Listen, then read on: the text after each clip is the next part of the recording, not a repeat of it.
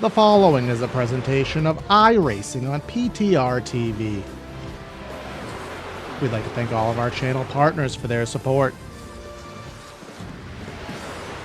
Please like and subscribe to the channel, and we hope you enjoy today's broadcast.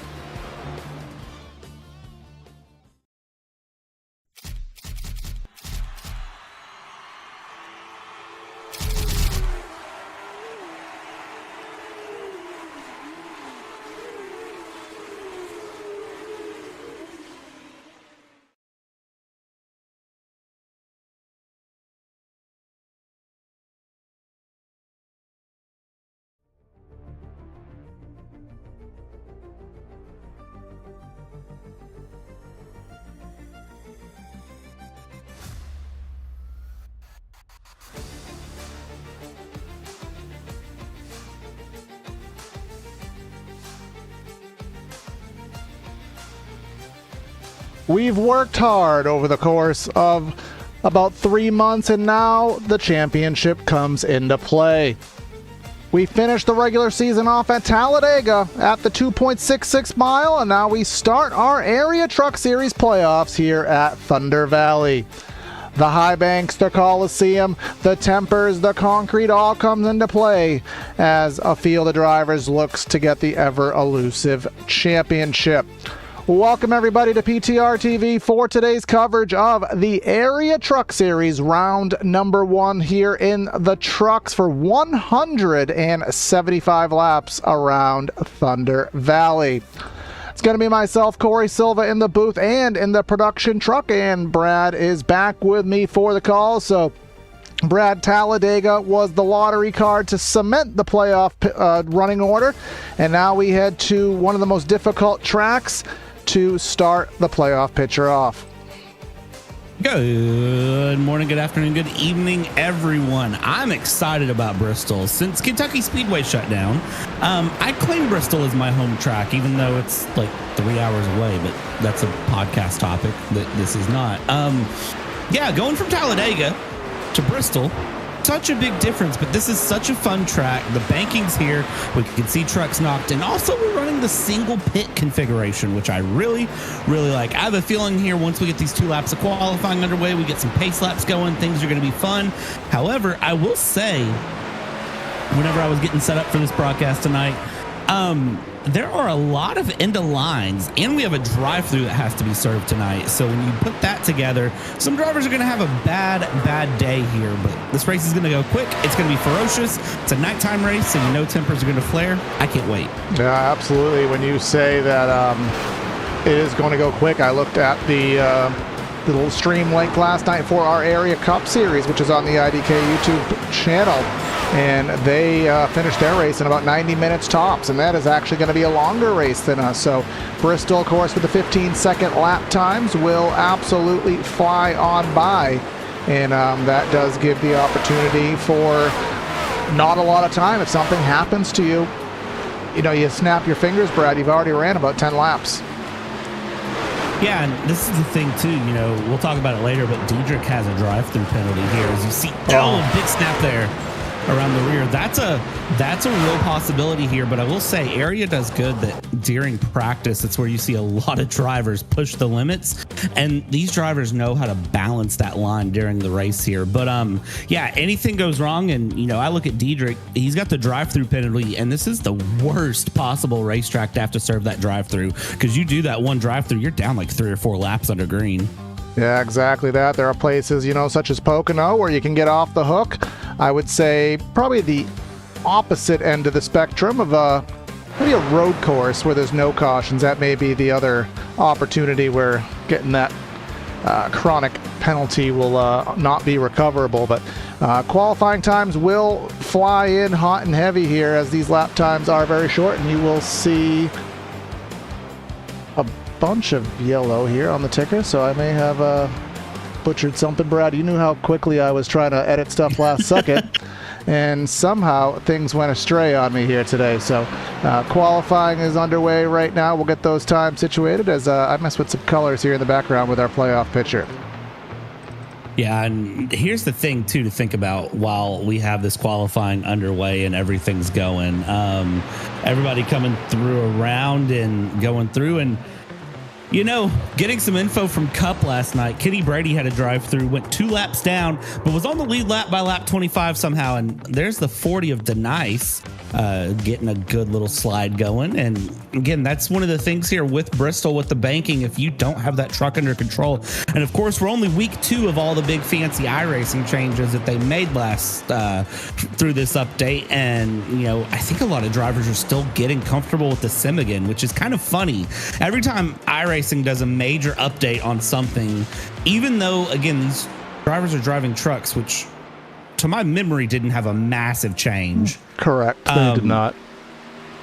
The fact that they drive other cars that did have a massive change sort of regresses the skill in the truck, because it's a muscle memory thing that they have to sort of get comfortable to, because they're relearning how to drive essentially.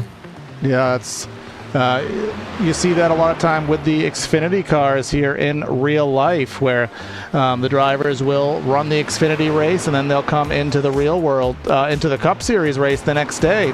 And once they come into the Cup Series race the next day, like I said, they kind of forget what they're doing. They're having to drive a completely different car. Bristol Motor Speedway was updated again here at the half mile here at Bristol Motor Speedway. More so aesthetically, it's always fun that you can actually drive into the victory lane here, Brad, which is something that is always kind of cool. You can drive into victory lane, get yourself that cool victory shot here, as someone will like to do here later here tonight. Oh yeah, somebody's gonna want that victory fuel, which you can't blame them, all things considered, as they come around and through. And 2 minutes left to go in qualifying, but 2 laps again. It only takes about 30 seconds to knock that out. So you sort of just wonder with these guys, are some waiting a little bit later, some going a little bit sooner. Kind of, what's the thought process for everyone? I mean, for me, I'd wait a little bit later. And if you're the 80, talk about a save right there. That was an impressive save coming around. Yeah, exactly that here. And we'll get our timings up in a second. Brad, you are my witness here. You're my witness. Did I not show you that all the colors and stuff were working appropriately in practice? Did I not show that? Yeah, but here's the thing. Practice to qualifying, you already know that you blink and something's going to break. I mean, I don't know why we're impressed by this, honestly.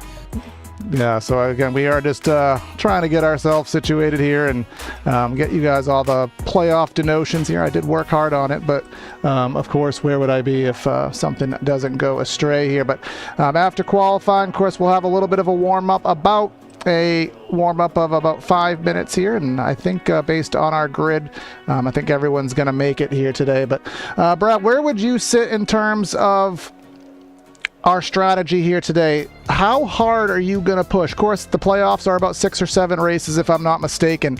How aggressive are you going to be? How much risk are you willing to put, trying to get these passes? Because it is not easy to pass here. We have to set the tone on that. It is not easy to pass with that top lane being very strong, the bottom lane kind of having that lesser banking. How much risk are you willing to make these passes here today? So I was kind of looking at everything. So there's Bristol this week. There's Nashville next week. And then we go to the round of 8, which is Vegas Auto Club. And then the Championship 4 run on the end of July at Charlotte. I mean, I hate to say it, but if you're in a playoff position, you better be putting the pedal to the metal. Like, you kind of don't have an option to sit back, because I hate to say it, but between Bristol and Nashville, I think I'd want to do better at Bristol, because if Nashville goes sideways, you're in a big, big problem. Yeah, and the back end of the playoffs is essentially going to be a lot of 1.5 miles. So really, this is kind of the anomaly of the rest of the season, is the short track. So of course you want to have a good run. There it is. Now everyone's not in yellow, and I can't even honestly tell you that I did anything different. I just wanted to work this time. So everybody denoted in yellow on our ticker is a driver who will be in playoff contention. So we will of course take heed to those drivers, and most of them going to be starting up front here today in our area truck series event. Again, if you're watching on Twitch, this is all going to be delayed for you, but consider subscribing. We'll get the VOD up, and you're already watching the VOD if you're hearing this. We don't know why. We're getting our 1440p high-quality stream on YouTube, but Twitch is playing a little different with us here. But on PTR TV, on YouTube, and on Facebook, make sure you like, share, comment, subscribe. We're on 1,700. On our mission to 1,800, looking to see if we can get 2,000 by the end of 2025. So if you are not subscribed, please consider helping us in that capacity. As warm-up coming through, Mason Kane hasn't had a win since Daytona, but looking pretty sporty here in practice. Yeah, everybody coming through, doing a great job coming around through practice and even this warm-up session. I mean, you can kind of see everyone, I think, is getting their head in the game. They're getting in gear. They know what's going on. They're aware of sort of where they sit and that they need to be ready to go. Oh, that was almost very close. And you know what? I'm going to go ahead and call it. Somebody's going to drop it into the barrels there in the race. At least one caution. Someone's going to drop it into the barrels. All right, so something beyond my knowledge is going on with the ticker right now. Because when they loaded the first time, everything was perfect. Now, for some reason, everyone is turning into yellow. So we'll have to figure that one out on the back end. I do have a backup plan. Maybe I can quickly avert in here. So I do apologize if the ticker stuff is not working appropriately. So we'll work through that. But either way, 2 more minutes of warm-up. And like you said, Brad, I think you talked about earlier, we are running the single pit. So that means we will pit off of turn 2, run the entire back straightaway, wrap around 3 and 4, and the top 21 drivers will get that front stretch pit. But it is all treated as one pit road, so there's no disadvantage really to be had either way.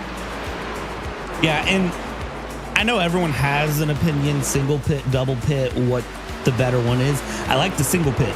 I do really like it where it's just one in, one out, and it makes it sort of, simpler to keep track of who's where. Because if you're on the apron of 3 and 4 at that point, you're either in the pits or you wrecked. That you have no other reason to be down on the apron. And to be frank, at Bristol, you really don't want to be on the apron anyways. You're just giving up time, you're giving up speed. And well, as we see here, side-by-side battles are going to be aplenty, but then you end up in this situation as we follow that 40 around of Denice that you end up side-by-side, you end up stuck side-by-side. And, one side-by-side corner turns into 7 side-by-side corners. And that turns into, 45 seconds real quick of side-by-side that you can't do a thing about. Yep, exactly that. And all that while you're burning rubber on those Goodyear Eagles, and you're ultimately getting into a situation where you're going to hurt yourself longer in the run. So a lot of times it is better to not have that situation where you're battling. Sometimes it's better just to get in line and wait for the mistake. But we will say in recent times that inside lane has been working better, and you're seeing a lot of drivers use it. Of course, here at night, where we are right now at the nighttime conditions, the temps are going to be a little bit lower. That does add a little bit more grip, which is a good thing. But ultimately, concrete's not that responsive to grip. So we'll see in due course how things fare. But that looks to be the end of our warm-up here. So that gives us the opportunity to head down trackside in just a minute for our starting lineup. And our starting lineup is brought to you, of course, by Central Mobile Homes. If you're looking for a small or a large home, a new shed or triple crown trailer, look no further than Central Mobile Homes. They've been serving Florida customers for 29 years with a plethora of large and small home floor plans, shed designs, and triple crown trailers available in LaBelle, Okeechobee, Clewiston, and Sebring. Head to centralmobilehomesinc.com for all of your needs. But let's head down trackside. Start off with that starting lineup. We got Brian Mercurio on the front row with a 14:46. That is a mega fast lap. Jake Nichols to his outside. Second row will be Seth Noel, and then Ryan Andrew, playoff drivers, Philip Groner and David Weishart. Then we got Jordan Kuhn and Rocky Boyd. I guess our playoff graphics not working here either. I did all the testing and it all came crashing down. Jonathan Evans and Jake Fisher, Josh Ballier and Garrett Conwath. I was supposed to pass it off to you, Brad, but I'm going to keep reading because I'm in flow. Timmy Pacioli in 13th, Justin Anasogak in 14th, Doug Denice, and then Danny Ware, Travis Beckner, and Mason Kane. And then rounding out our top 20, Josh Parrish and Brad Slaughter. Moving on, P21 here. It's going to be Peyton Howell from Radford, Virginia, with Jeremy Brown from Appomattox, Virginia. From there, we go Bryce Sinisak and Garrett Grant to his outside. From there, we go Jeremy Miller with Gabe Herschel joining him 25th, 26th. Forrest Smith in P27 and Gary Waterworth will find 28th. Ben Pierce, Lee Norton round out row 15. Row 16, Tyler Hallman, Caden Diedrich. From there, we're going to go Alex Chilcutt rounding out our 33 trucks to take on the late great Coliseum of Bristol. Brad, do you know how upset I am? I put so much last second work into that, and it breaks on me. But in the world of TV production and broadcast production, when something breaks, you improvise and you move on. And that's what we're going to do here today.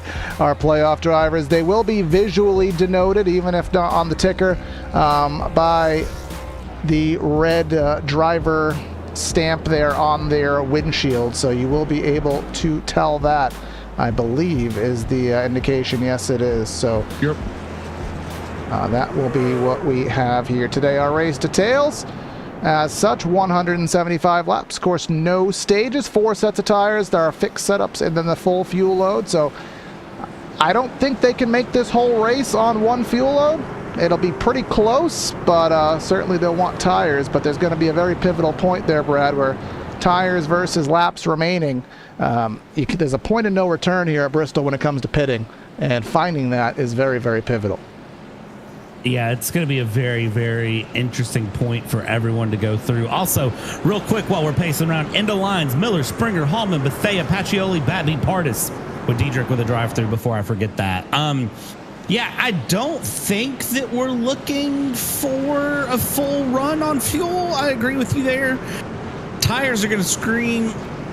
I'm sure we're going to have at least a couple cautions on the night. If this thing goes green, it's only an hour and 15 minutes. And I'm going to tell you right now, this thing ain't going to go green. Pace car is getting ready to pull off. And I tell you what, 175 laps here to kick off the playoffs. I'm excited. Exactly that here. The Area Truck Series playoffs from Thunder Valley, Bristol, Tennessee.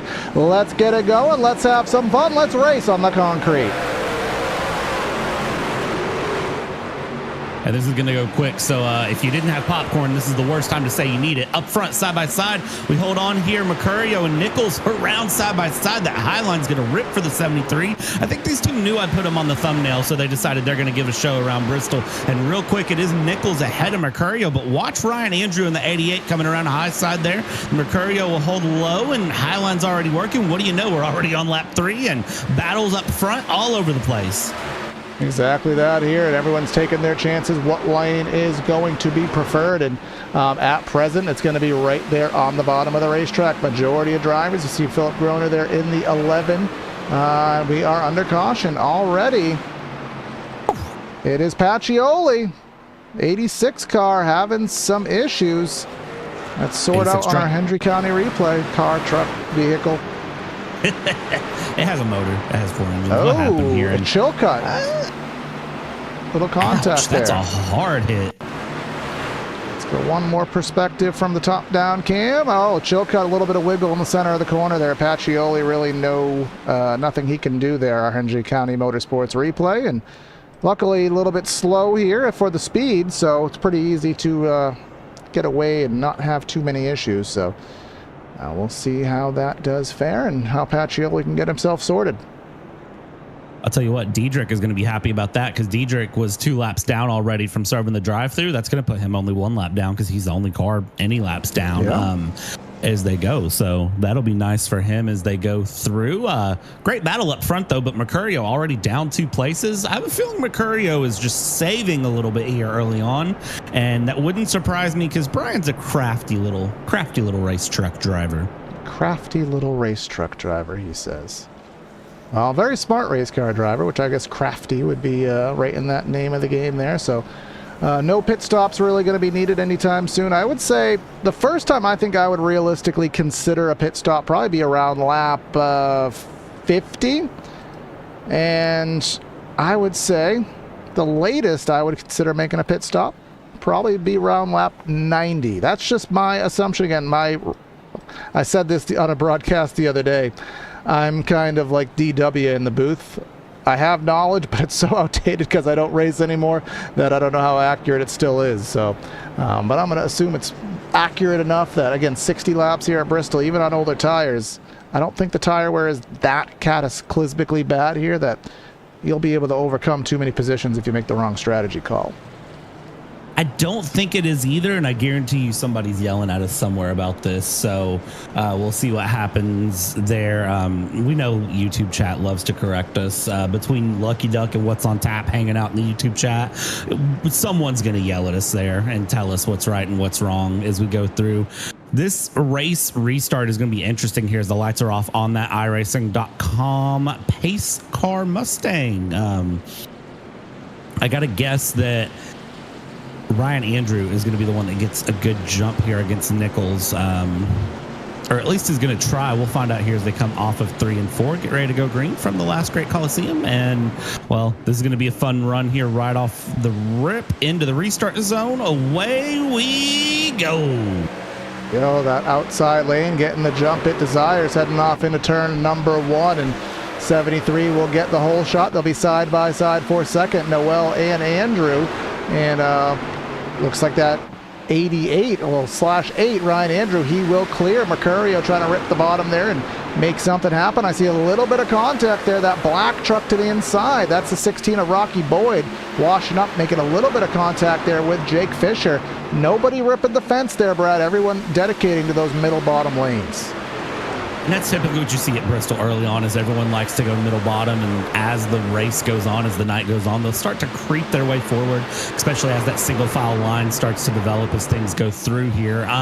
The big thing to watch out, we are in a Coliseum. You do see fights as, there we go. Now we have somebody ripping the high line. That's the number 16 coming through ahead of the 49. This is further back in the pack and just bringing it through as we ride on board with Joshua Ballet. We're going to start to see people peak high, but I think we're way too early there, as Boyd in the 16 is just going to think about it. And there goes your Hendry County truck, the number 28, going high. Yep, Hendry County Motorsports puck. Travis Beckner, a playoff driver, again making that high lane work. And who did he have behind him? That was the 52 Peyton Howell.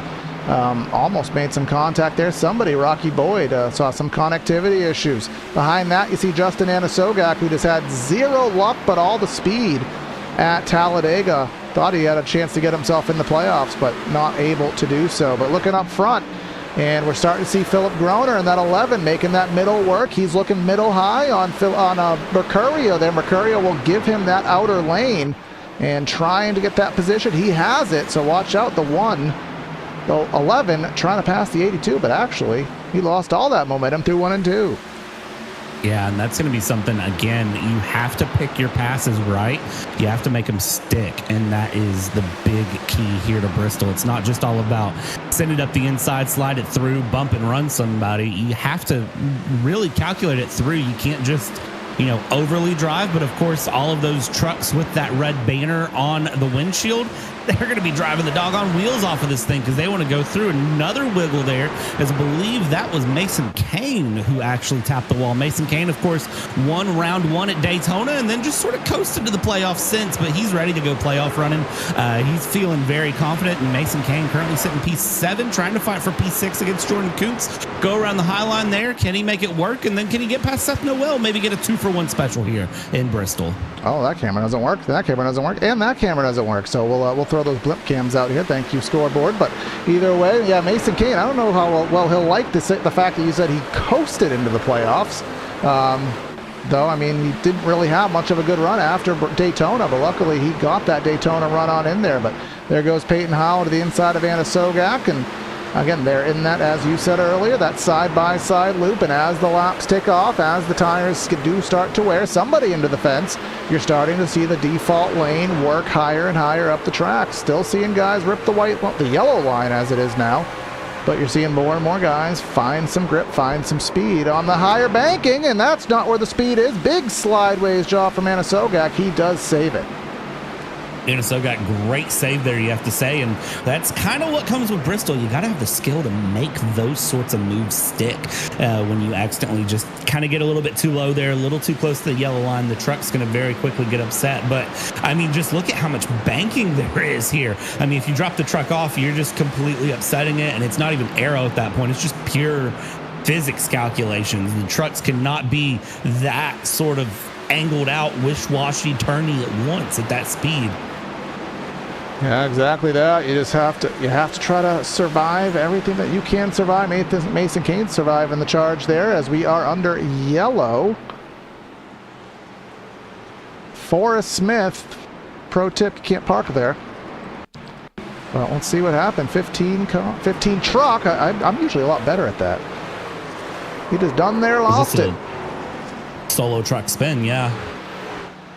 Yeah, he'll get it going, and yeah, and actually I'm surprised because typically on the apron they won't call that, but obviously the iRacing Gone's a little bit different today here, deciding that they need to call that penalty. So we'll see if anybody comes to pit lane. I don't know if they will. And Brad, in the background here, you know me, I am down with OPP, but 4 people will get that. But I'm going to take one more gander to try and get our playoff graphics working in the manner that they're supposed to work. So our data will go down just for a brief second, but no pit stops up front. So obviously the tire wear, again, the tire wear track position ball game is that equilibrium has yet to be met. So track position clearly is what is desired at this present time.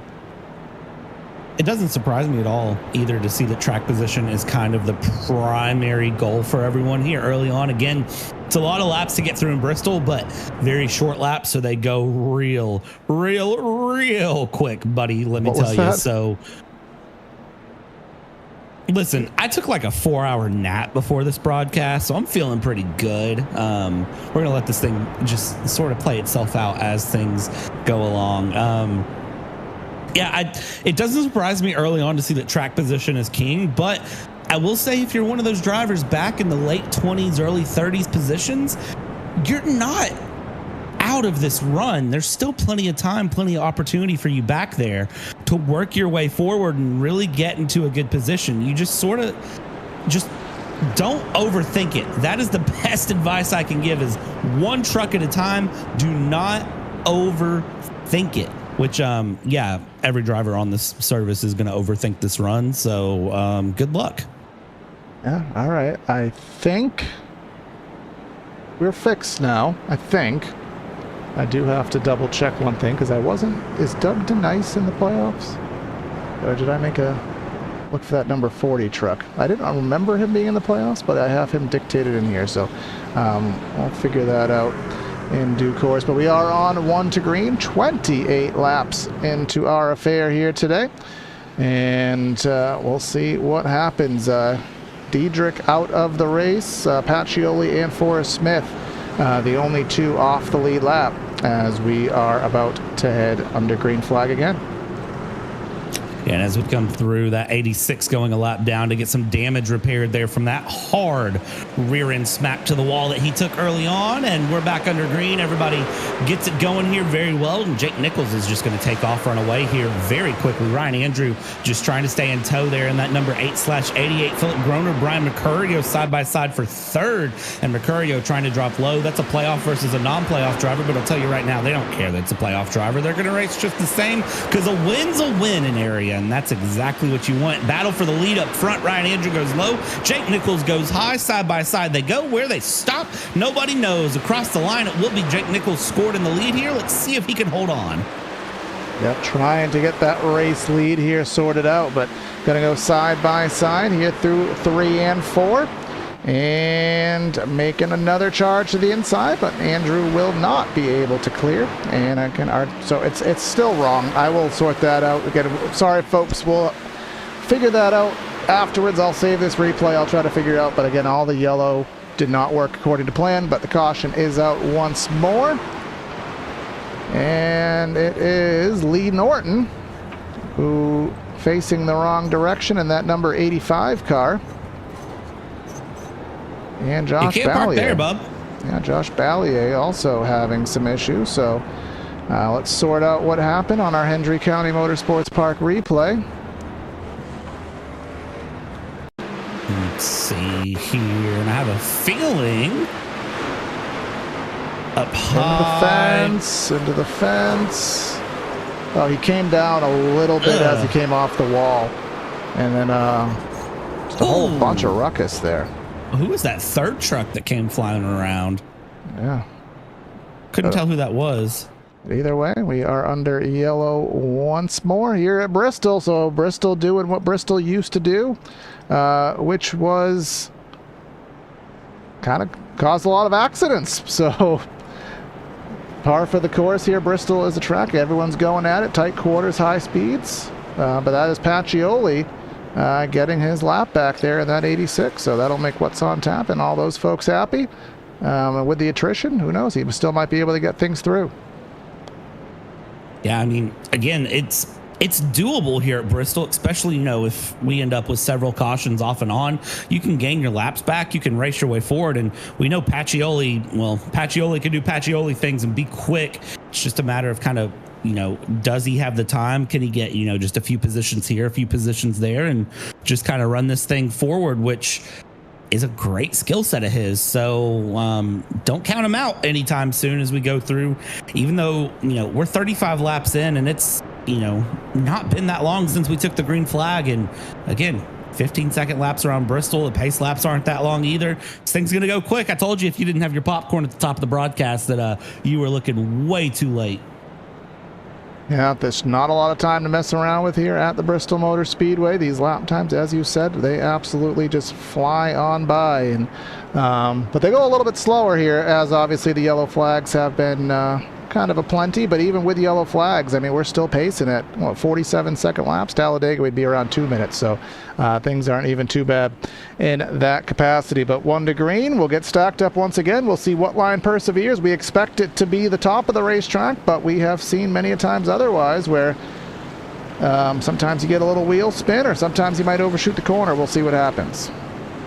And as they come around here, Nichols on the high line, Andrew on the low line, and then it's Groner and Mercurio joining through. Let's see as they come around into the Echo Park restart zone. I'm never going to get used to that, but here we go. And at 73, Nichols gets a great run quick. That's going to also let Mercurio try to have a bit of a run here. Low side back through, but the 11 of Groner will settle it through. Further back there, you see side-by-side action continuing. Rocky Balboa Boyd trying to battle it out with Seth Noel as we're 2 by 2. And if this thing goes into single file run, we'll see a good long run, but we just got to get there first, and that can be a 20 to 30 lap ordeal as caution flag is out in the Coliseum.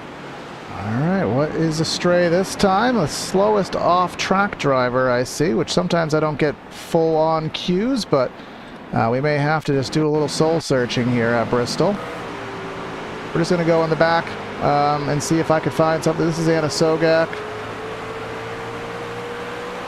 We're just going to a little bit of soul-searching right here. Oh, there it is, Danny Ware. Where was Danny Ware? Well, he was there, sideways. Oh, yeah, hooked the bottom, hooked the yellow line. And, I mean, good save, but he was sideways enough where Barney said, put it on out. And we will catch up to that pace car. We are back to live footage. There goes Forrest Smith getting a lap back in just a matter of time. I mean, lap 40 there, Brad. We're getting closer and closer to that time where when do you consider making that pit stop, and what very well may be the only pit stop here today? Yeah, and I mean, honestly, if you're going to pit, you might as well do tires and fuel going through. And Corey, you're better at the mechanics of iRacing than I am to a degree. I don't think that should have been a caution. I don't think he was far enough around, but, maybe you can tell me he is, but I kind of didn't think that should have been yellow. Yeah, it's 45 degrees sideways in relation to oncoming traffic. That is essentially the algorithm that will trigger the yellow. So I'll side with you on that. I mean, it might have been close, and obviously if it's close, the algorithm's going to know better than I and better than both of us. But either way, the cookie crumbled the way that it did, and under yellow we shall be. Yeah, and as we come through here, the 73 coming around and pacing through. Nobody peeling off into the pits that I can see, at least. And I think that is a good decision personally. So everyone, is going to have their decisions, their runs. But I think lap 40 here, pacing through 1 to green. A few trucks, ones that have taken damage from incidents, have been in and out of pits accordingly. Up front, second verse, same as the first, same as the third, same as the fourth, same as the fifth. Nichols, Andrew, Groner, Mercurio, Boyd, Kuntz, Howe, Noel, Slaughter, Fisher. Top 10. Pretty well staying as they have been here. Mason Kane has dropped down into 11th, and I have a feeling Mason Kane will be able to find his way forward a little bit more as we come through 3 and 4. Again, those quick under a minute pace laps. Mustang will peel off here into the Echo Park restart zone, and well, let's take this thing green. Jake Nichols to the inside. Great run there from him. He makes the inside line work, and we're underway. Yep, under green flag conditions once again. The double file formation is coming into play. And now that big jump by Jake Nichols side by side. Groner, again, he's been showing the speed, but now he's to the inside. Has been to the outside of the track for a good portion of things, but now finds himself down on the flat, down on the inside. Into the fence there was the one of Seth Noel, but carries on just fine as they come off turn number 4. Oh, big carnage at the start-finish line. 81, Brad Slaughter. Got effectively slotted in there. Still wrecking. Valier, Denice, all these drivers having issues, but certainly saw an issue with the 81. Let's take a look here at our Hendry County replay. Oh, that's Mason Kane contact, and 84, Jake Fisher, innocent bystander up there. And then what was the sympathy spin that happened behind? Because that's the one that really sort of added 4 or 5 more trucks that had already spun through. Valier into the 80 to Dice. Yeah, what happens here at Bristol quite often is drivers will they'll reactionarily, if such a word exists, they'll have like a reactionary spin to what they are seeing, because they're trying to turn the wheel so hard that it won't bite any more than that. So they eventually just have too much wheel into it, and when it bites, it cranks around. So that is that, but we will be under caution once again. And while we're under caution, we'll just kind of go over some of our partners here with area. Of course, Hendry County Motorsports Park has been the source of our replays, and they are live. My graphics a little outdated, but they were live last week and actually no, let me asterisk this. They're building up for their final race of the pre-summer season, because they are taking a summer break. So I don't know if they have any more races, but again, HendryRacing.com. Ticket $20 for adults, kids age 5 and under get in free. Family pack of 4 for $25. Check their website, see if they're still live or if they've taken their summer break, because the Florida heat obviously ain't anything to play around with. So they do take that summer break, but if they haven't, check it out. If not, go there in the fall once things cool down. Listen, support your local tracks. That's the big thing with Hendry County. I love Hendry County. Support your local tracks, even though, I'm not local to Hendry County, but support your local tracks. Now, knock on wood, Brad. Knock on wood. Knock on other things. I think I fixed it. At least on the ticker. There will be some residual things that are yellow that shouldn't be yellow. But I think I have fixed the overlays finally, so bear with me, folks. We might actually have the... well, that's not it. Yeah, that's not it. There it is. No, it's still... I give up. I've been trying so hard all broadcast to get this to work. But in the words of Lincoln Park, you try so hard, you get so far, in the end it does not even matter. But either way, what does matter is this restart coming to lap number 50. Nichols gets the whole shot once again. Battle will be for the second spot.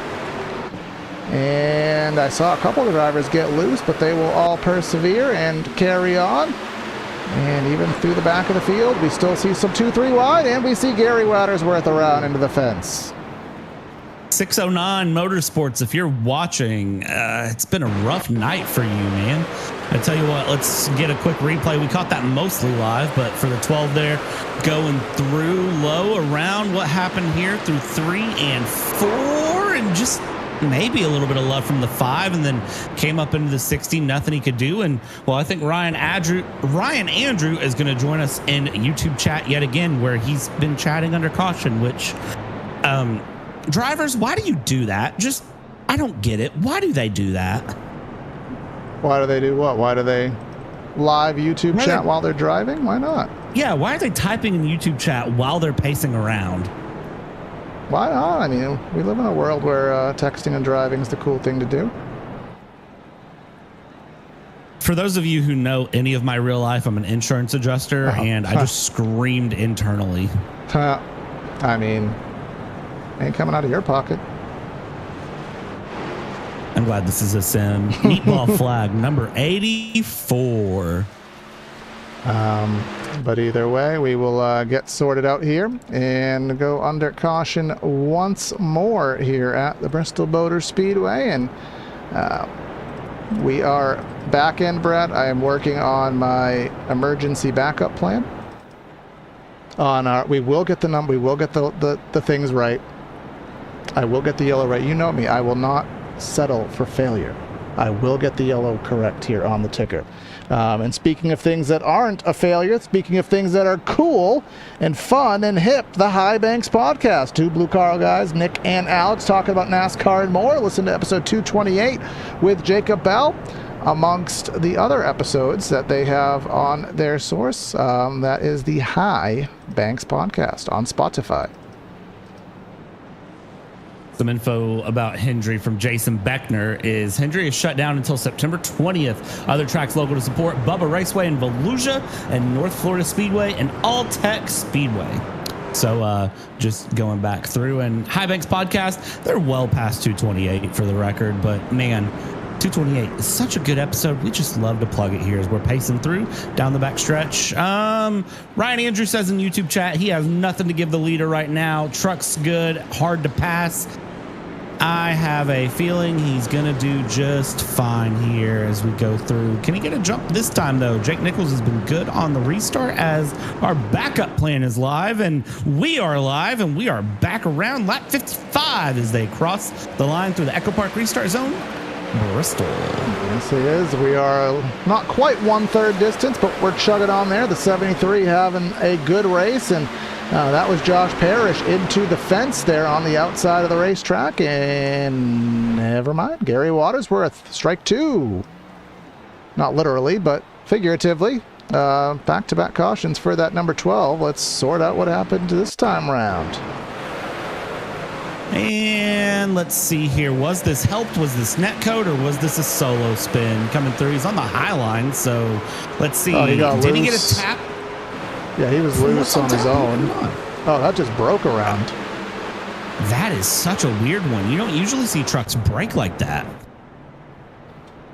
Yeah, well, there it is. Another caution, and we'll play. I almost ruined the fun, Brad, but of course we'll do our old PTR TV caution game in due course. But again, our backup plan. So just a little insight that nobody else cares about, but it explains why I've been having to exit and close out of things.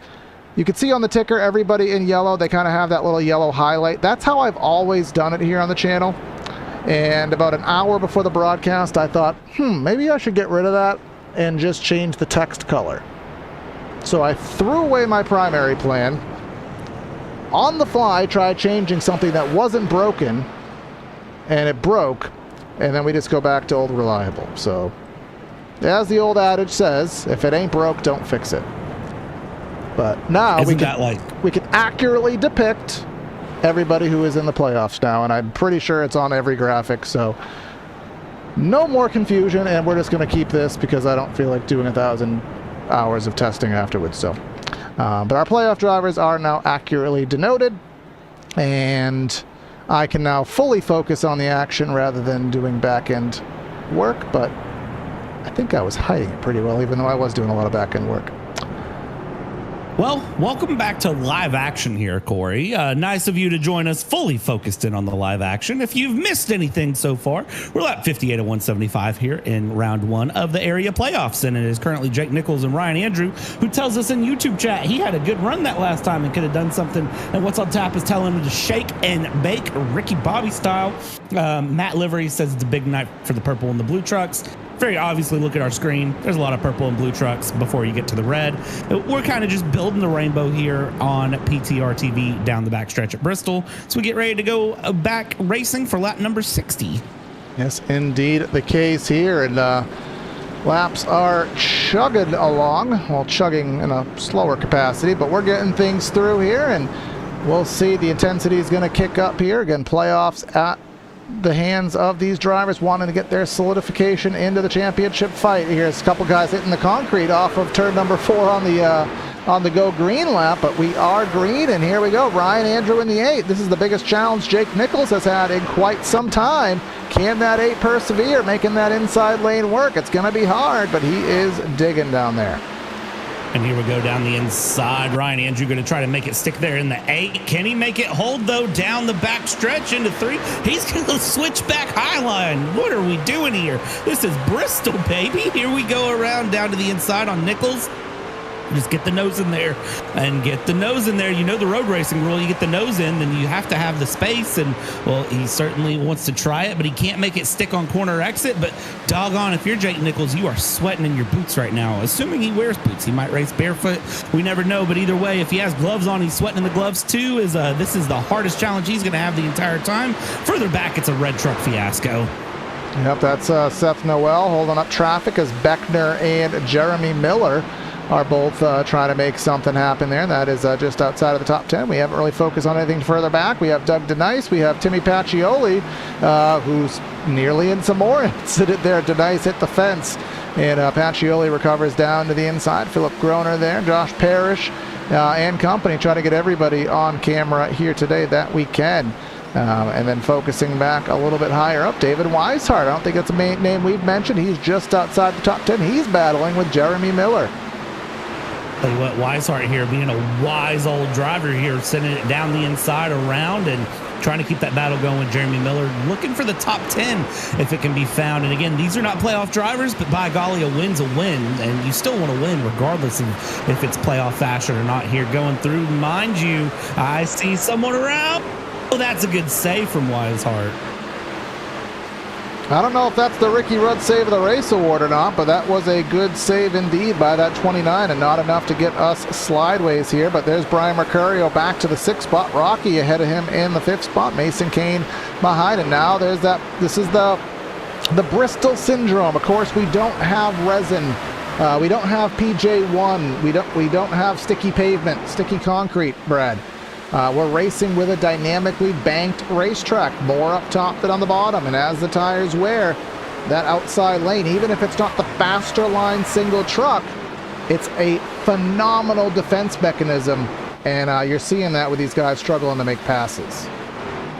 Yeah, and it is, it's something you can learn to overcome, but man, does it make some good racing here. As the 55 and the 65 are going side by side here around, and wiggle galore as we go through and keep things moving. Pacioli's up into 14th place, by the way. Just for those of you trying to keep tabs on that number 86 truck, he is just absolutely sent it. Pacioli trying to patch his way forward little by little as he can here, going through, battling it out with the number 11 of Philip Groner. Philip Groner is going to be groaning his way around because he really just wants to keep that position up front.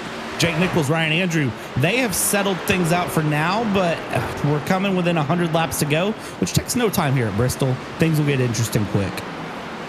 Yes, indeed the case here. We are only about 25 minutes of green flag action away from sorting things out here at Bristol, but that is to say that this thing does finish under green flag, so we'll see what happens there. But down to the inside, we have a battle for the 12th spot. There's Rocky to the inside. There's Philip Groner. There's Garrett Grant. And then there's Pacioli, the man on the mission. And Pacioli now sitting 15th here. Rocky Boyd, though, has dropped so many places so quick here. Don't know if he had like a single car spin that didn't cause a caution, what's happened, but he is struggling. Pacioli down to the inside, up ahead. Another position taken. Pacioli up into 13th. Jonathan Evans there in P11, the other red banner to be found, and is going to be trying to make a run there as they go along. Let's see here how this goes, because Pacioli, I'll tell you what, Josh Parrish does not want to let Pacioli through. Yeah, he does not want to let Pacioli through, but he will have no choice but to do so. A little bit further up, you have the 26 of Jonathan Evans. I am aware he is a playoff driver, but this is a situation that I can deal with. I probably just dyslexic one of the numbers here on his driver ID, but either way, I'll get that sorted under a yellow flag. But he is battling with Jeremy Miller in the 30 truck down to the inside and struggling with that syndrome, that inside lane, so difficult. But apparently that outside lane, Brad, that outer lane, it doesn't have enough muster in it. You can see that the 30 leaving a lane up there. You saw Parrish scrape it. They're leaving the outside lane, but nobody is finding enough usage to use it. And I mean, the 30 is sort of going up, but isn't committing to the rip the bit of the wall as they go. I mean, is leaving a bit of space there, and it doesn't surprise me. It seems like ever since iRacing sort of changed the marbling system, really, is where we've seen that top line of Bristol just not seem to be near as effective as it used to be here as they go through and just continue this run. Now things have stretched out. They've single filed, which is what we were looking for early on, that it kind of took several laps for the trucks to get to this point where they could single file stretch out. And as we cut to a battle here going through, that's the 26 who is absolutely getting bullied there. No, the 30 around, and Pacioli. No. And we're big junk on the backstretch now. Well, that's a junkyard. And it all stemmed. I mean, we'll catch it honestly from our scenic cam here, turn 3, our static cam. You'll see most of it happen live, coming off the corner anytime. Now there's the incident, and there's Pacioli, and then the track is just blocked right now. Yeah, at that point, you have no chance of reacting. You're coming off a 2, and I mean, even if your spotter's calling lock it down, you know, the iRacing spotter isn't going to catch that quick. It's going to just say car slow, and you don't know what that means. You're not expecting to come around and see a truck facing the wrong way. Yeah, so that will put us under yet another yellow flag, and I believe it. Yes, indeed, the case. And did I not say this, Brad, that around this lap was going to be the lap 85-ish, lap 90? You did. That was going to be probably the last lap that these drivers would want to pit. And also, did Mason Kane just fake? He's on the track. I don't have all the accurate stint data. He may have pitted earlier because I've been kind of dealing with what we've been dealing with. I don't have the accurate data to depict what he's done, sadly. But I'm sure he would have already pit at this point, because I don't think 175 laps is going to work, Brad, and I also don't think the tire wear is going to work on that. So certainly he's on an alternate strat, but we've seen how hard it is to pass. Even if you're a tenth or two slower, is not enough to really get past easily, Brad. They'll have to work hard for it. Yeah, I mean, you've already seen how difficult passing is to this point. You got to work for it. You got to get going here. But you can see some trucks really swapping things out. Rocky Boyd, the 3rd, up into P3 here, going to be swinging his way into the heavyweight division up in the front there. Jake Nichols into 5th, who was leading the race before, with Brian Mercurio there in 6th, Ryan Andrew in 7th, Beckner, Kuntz, Seth Noel, top 10. So kind of curious to see there. A lot of mixed strategy bag when it comes to the pits. I'd say some trucks probably took 2 tires, some trucks took 4, some trucks might. I'm not going to say we're brave with it, but definitely had a decision and might have done fuel only. You never know. Yeah, we'll see what happens, and that does actually seem to be the case from what I saw. The pit times up front, a lot of 5.27 second stops, couple 14-second stops, but seems like fuel was the main course of action there. So by that logic, potentially a really good run. Good decision by that number 31, and we'll see. He has that preferred lane on the outside. He'll get on the loud pedal through the Echo Park restart zone. Green flag in the air. And the outside not going to be the ideal line, apparently, because he's into the fence, and Peyton Howell will take advantage. Rocky Boyd gonna come through. Rocky slides up into the field, and we're parking in the front stretch. And Jake Nichols. Man. Yeah, so take a look here, and Barney had a fabulous look at this. So Rocky Boyd slides it out of 4 there, and then it's just, jumped behind. Surprisingly, not near as bad as I thought, though. I really was expecting to see about half the field wrapped up in that, but Rocky Boyd here, Into the fence is Kane, that's not the, but he dove it on in to try to clear Mason, but he drove it in too deep, and you could see the 73 go around, and talk about a dodge on the 11 there to avoid the 73. A little bit of luck, a little bit of skill there, I think. That's all you need. Sometimes good, lucky, but either way. Well, if this race is not entertaining for you, you can reassess your life, but you can also add some life to your party with other form of entertainment, and that's Elite Entertainment. You can check them out this summer. They are in Boiling Springs, South Carolina. They provide high-quality band production to entertain at any location, including karaoke, singo, and more.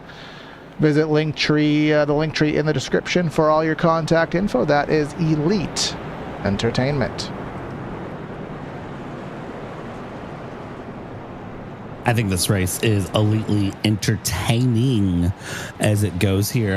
Bryce Sunasak getting the free pass there. That puts him back on the lead lap. And he's the only one that is basically off the lead lap here. A couple drivers are well and out of the race, but now every driver essentially on the track is on the lead lap, which makes the strategy call that much tougher. Rocky Boyd in the pits getting that heavy damage repair done.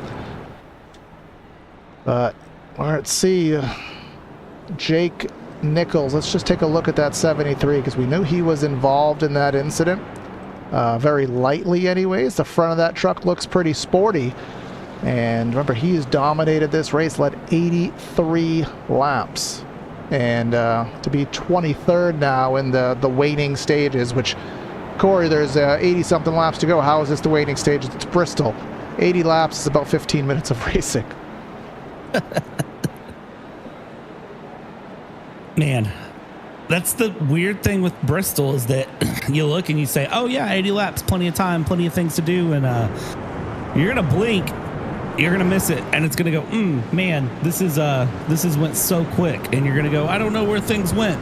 I can tell you right now, if I wanted to be any driver, I want to be Ryan Andrew or Brian Mercurio sitting there 4th and 5th. I think they're in the best position to try to pull an upset win on this, and we're going to find out as they come down to the Echo Park restart zone. Yes, indeed. That outside lane, we saw it not work for Mason Kane. Peyton Howell, he's going to put his hat in the ring there and stacks things up quite heavily there, but everybody will evade any incident. He will clear Mason Kane to the inside. A little bit of contact to the rear from Mason Kane from Ryan Andrew. As everybody is shifting about, you can see someone in the middle 3 wide. I think that's Seth Noel. And trying to take advantage, and there we go again. Big jump. That's Mason Kane. Oh, now this is a big one, too. Look at this. Many trucks around. I saw Mason Kane go around on that one early on to set that one off. Oh, there's Jonathan Evans. There's the 87, Jeremy Brown, Josh Ballier did stop, nice. But that'd be big jump, yo. And remember, no fast repairs in the area. So what happened to cause this one? We're going to find out real quick here. As contact Kane and Andrew, and then at that point, we're just middle of the track. Just hold on. Yeah, Jonathan Evans, Brad Slaughter. This is on board Brad Slaughter. And yeah, know where he can go. And even though he was slow and stopped, there's Forrest Smith, again, Ryan Andrew. Oh. There goes the pace car. Bryce Sunasak, Jake Nichols, he's just dead stopped. He's like, all right, let me just try to evade incident and pick off these positions via attrition.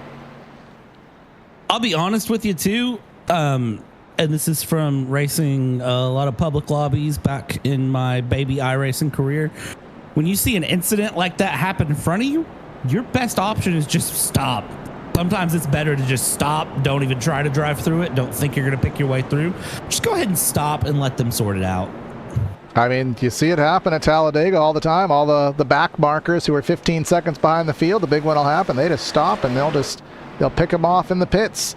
And pit road is quite a busy place. I see the 29. I see David Weishart in the pits. He is now registered a lap down, which not a surprise. A lot of those drivers there, Brad, that were towards the back of the field, they were stopped. The leaders were coming back around. So if you were still struggling to get sorted after that wreck, not unjustifiable to be able to go a lap down. Yeah, Bristol is not kind when it comes to the lap down situations you can find yourself in. I mean, nothing you can do about it, though, unfortunately. Again, when the track is this short, I mean, it is what it is. And it's funny, we talk about how short and how quick this track is. I've been playing a certain dirt racing game, and that game has Bristol in here, and it's one of the longest tracks on that game. So it's so funny because it's a massive secret. World of Outlaws. You have that? On Nintendo Switch. Oh, okay. I was going to say, we have our Steam nights. We used to play that. Why were you not involved? But now I get why. I don't think it has cross-platform. But, yeah, the dirt version of Bristol, huge track. And when they took it down to 24 degrees of banking, this place was super wide. And I liked it. It was a gimmick, but I liked it. I covered some pretty fun races there back in the day. But too expensive, not worth the pain. And Bristol back to the concrete. Many love it, but it's kind of missing that little itch, but I'll get yelled at that in the chat. But look at the stack up there as the green flag back in the air. Hopefully that doesn't accordion us into a wreck, but certainly the end of the restart zone, Brad, is getting a little ishy there. Yeah, I mean, and honestly, if you are that 52 of Peyton Howe, I mean, that's what you got to do. You got to do something to get the jump because you have Brian Mercurio beside you, who is very quick. You have Timmy Pacioli in fourth place. Where the crap did Pacioli come from? Like, let's just acknowledge that for a second. So you've got these really fast trucks coming around here, and over half of our playoff field is just absolutely dropped outside of the top 10. Is caution lap 100, 75 to go, and right, that's Hendry. The number 8. Yeah, his day went from battling for the race lead to attempting to shrink his truck. And that, kids, is why you don't text and drive. But actually, no, that's a solo spin due to damage. Nothing Pierce, you can do about that. I think that is in the 65. Yeah, he just innocent bystander himself. Ben Pierce really had nothing he could do there. Let's go take a look at it from Ben's perspective. Battle onto the inside. Big loose. I mean, what do you do there? Oh, he's like, all right, he's good. He's going to go up to the wall, and then it just hooked back to the inside. It's unfortunate, too, because I would have done the exact same thing. I would have hooked it around down low and said, yeah, he's going to stay high, and I'm fine. And, I mean, ultimately, that's a judgment call. Your option is slam on the brakes or try to hold it low. And if you think the guy's caught it, just go low and keep going. And I don't think we talked about our weather conditions here, Brad. I mean, it's absolutely useless on a concrete track, but 70 in the air, 75 track, so things are pretty cool. But if you don't like cool things, if you need it to be spiced up, you can go to rickshotsauce.com and you can check out some of the best hot sauces made in South Florida, the Lokahatchee Classic, Golden Garlic, Palm Beach Pineapple, and South Beach Heat. Follow the Rick's Hot Sauce Rookie of the Year battle in the Cup Series on Monday night's $100 prize for the winner there for the Rick's Hot Sauce Rookie of the Year Challenge. And again, check it out, rickshotsauce.com. Really been working on my segues lately. That one actually, I made that one work. I wouldn't say it naturally worked, but I made it work. And I'm quite happy with it. I think it worked pretty well, I'm not going to lie. So I'll give you that one. You're better at the segues than I am, that's for sure. Yeah, I can't ride one, but I can tell them. And Never Give Up What is, I think what's on top here at our YouTube chat is, they must be bumping Rick Astley in the background, because all I keep saying is never going to give up. So I guess that may be the award-winning song here today. Rick Astley, Never Gonna Give Up, Never Gonna Give You Up. Close enough. If that 86 can put it in victory circle here today. But he's going to have some work to do. Mercurio kind of stuck in that second to fifth position all race. Right there where he always is. Garrett Conrath, he's fifth. Josh Parrish, he's sixth. But it's really just hard to tell. That inside lane, outside lane, we've had quite a few stack-ups, Brad, on these last couple restarts. And it's only a matter of time. If we have another one, it might be another catastrophe. Hopefully, we can get things sorted this time. Here's the thing. We all know what Peyton Howell's going to do. He's going to blow it up real quick in the restart zone and then gun it. So you just kind of have to anticipate that as he comes through, as Beckner's there on the inside. Let's see. And hey, what do you know? The one time Peyton Howell doesn't do it, and he gets a real good run there. But look at Pacioli in second, trying to get past Beckner side by side. But Pacioli's on the high line. He's going to have to settle it back out into third. They sort things out pretty quick here, I'd argue, as they come through, as the trucks get up, get going, and get ready to party. Watch that 86 against that 28 at Beckner. Yeah, he's going to use that extra banking that Bristol's middle high lanes perseveres and provides, and try to take the most advantage of it. Lose it through the center, you gain it on exit. You hope that Beckner is going to put too much wheel in, burn his tires. He's almost clear, but almost only matters in something in hand grenades, whatever the saying is. Big wiggle, but it's a good wiggle because he manages to clear. Beckner will try to give it one more shot, one more opportunity, but that's not everything he ever wanted. And as we come through, knees, palms are sweaty, knees weak, arms are heavy. Tell you what, spaghetti does sound good. I have a chicken cordon bleu waiting for me. Man, he looks nervous.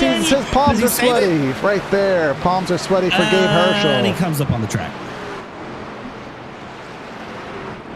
He opens his mouth, and the caution flag comes out. Let's see what happened to Mr. Gabe. He done got loose, all to his lonesome there, and into the little Z-Max logo, and yeah, there's really nothing he could do. I mean, he was going to have to back up onto the track, which, no matter what you did, would have thrown the caution flag out here, but... Listen, we're no strangers to spins. You know the rules, and so do I. Thank you. I was working on trying to work on more song puns here, but either way, we gotta find. Go ahead. We gotta find newer song puns. I feel like we've used the same ones for like a year and a half now, and they're great. I think we just need to add some new ones here and there. Well, I haven't used the Two Trailer Park Girls one in a while, but I mean, I can't do the new age stuff. These kids and their new trap music and all that stuff, can't do it. But maybe one day, because I want to look fly, I will visit shop.areairacing.com for some high-quality merch at low prices. You get over 100 selections of T-shirts, hats, Champion brand clothing, and other area accessories. You can check it out. Easy to shop, quicker to ship, better to wear. Shop.areairacing.com.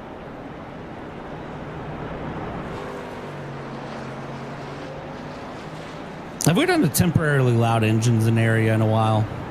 We haven't done a temporarily loud engine in a long time, but I don't think today's... I do them every Wednesday. I don't think... Well, it's a road race. I don't think tonight's going to have enough flow. If we go a temporarily loud engines, which is our equivalent for any new viewers of Crank It Up, it is most certainly going to have an issue and cause ourselves into a caution flag, I almost imagine, but...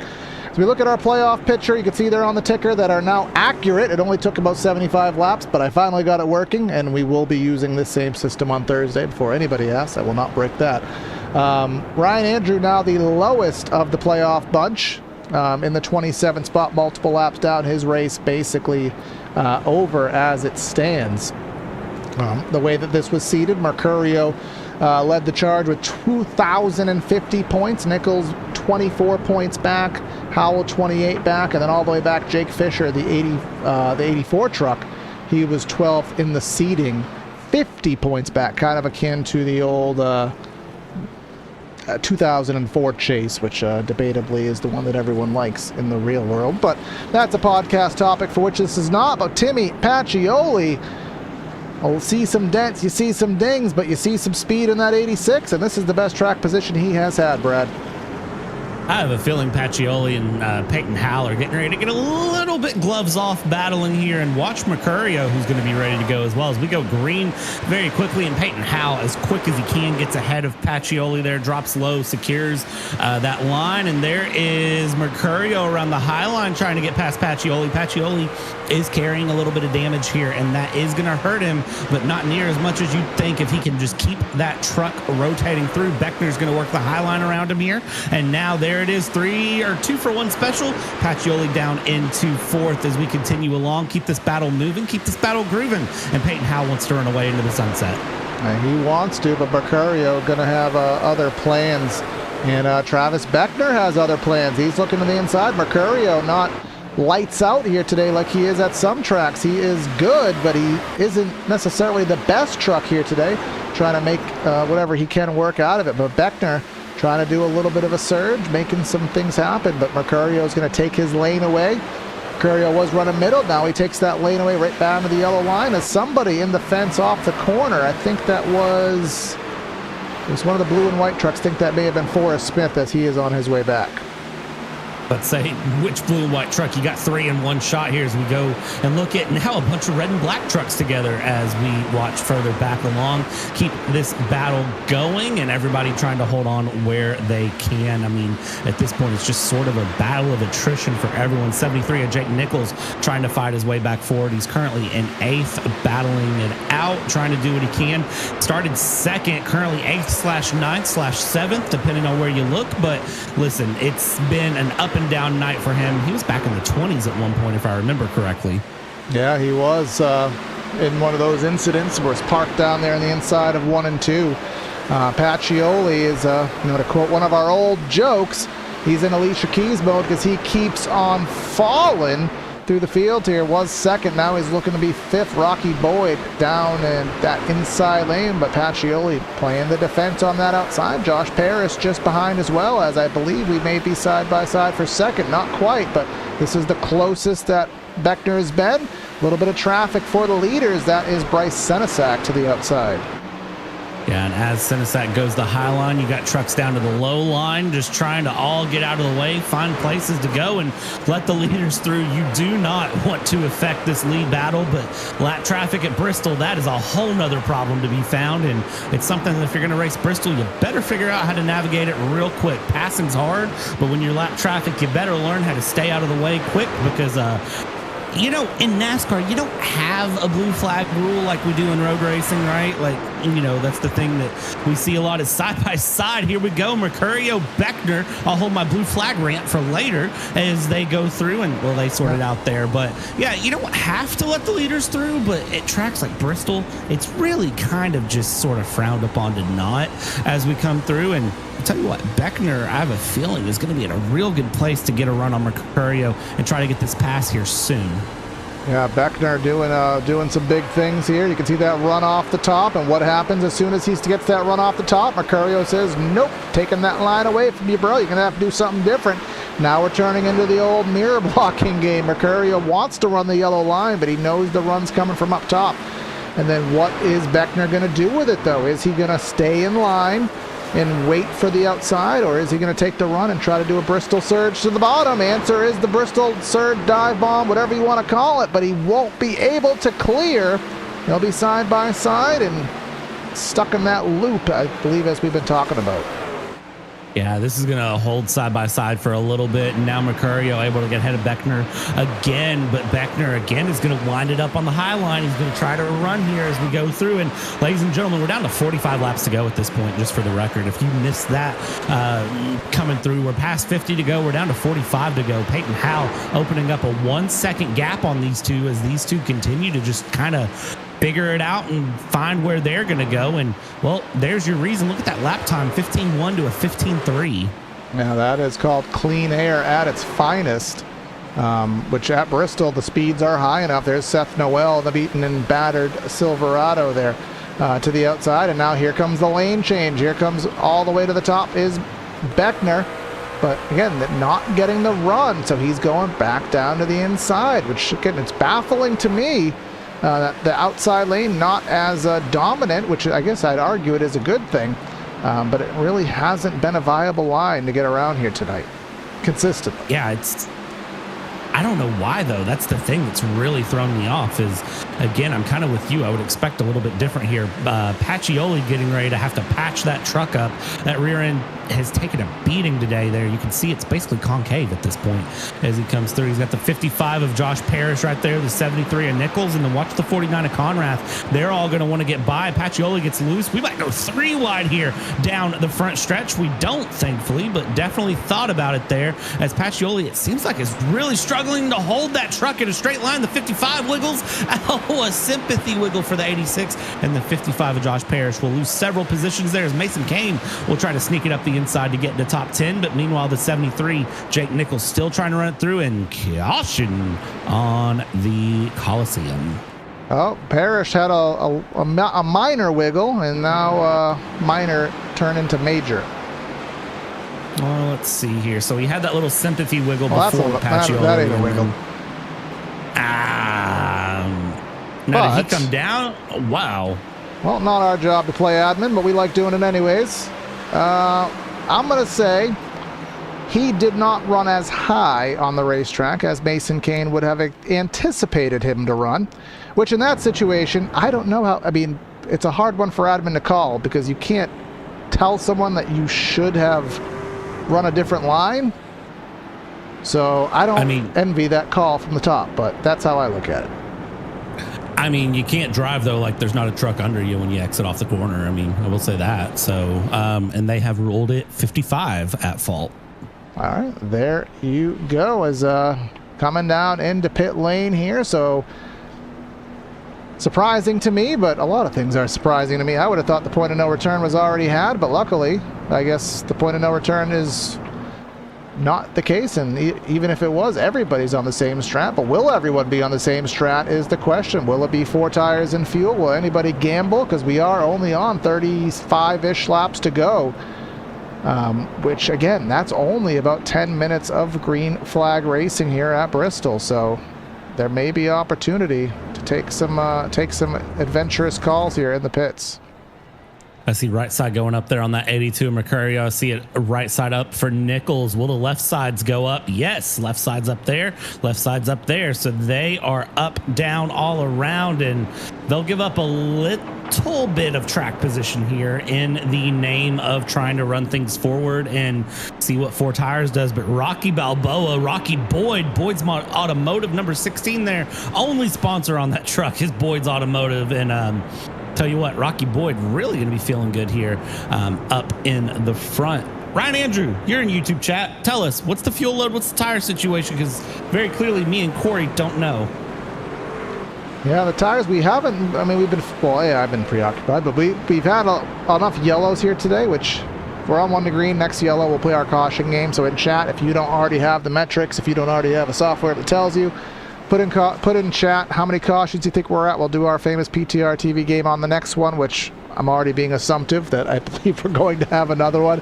It's a playoff race. Again, we're leading up to another concrete track for the round of 12 heading to Nashville next week. So if you don't like concrete, you better figure it out if you want to have a playoff life. But we got to sort out Bristol first. 35 laps to go. Let's get another restart going. Rocky Boyd on the high line there. Peyton Howe with a great run on wiggle. the run. And Boyd. Oh, is the track wet? Oh, Peyton Howe spins. Oh. Well. There's Mercurio. Mercurio just got slammed in the back there. You would literally think the track was wet based on what we saw there off of the corner. Let's take a look at it from our static cam. There's the 52. Just absolute stacks up the whole field. You know, we're on a restart, nowhere to evade that. Well, there's going to be a lot of trucks with some body work needed here at the end of this, because that's that just broke. It just broke on him. The same thing happened to the 82, though. That's the thing. Like, so it broke on the 52 and the 82. So right there, just gone. Nothing he could do about that. I mean, again, we have to talk about Bristol and the fact that, all right, now I got to throw iRacing under the... I said that they did a fabulous job with the updates visually, but I do have to throw them under the bus that we are racing the surface on an outdated version of Bristol. It does have 3 distinctive banking grooves here. So there are certain times where when you cross over a banking seam, it can de-wedge the truck. Especially on corner exit, or if the tires are cool. He did take 4 tires, but again, very, very rare, especially coming up to speed, to have that random snap. But again, second time we've seen it.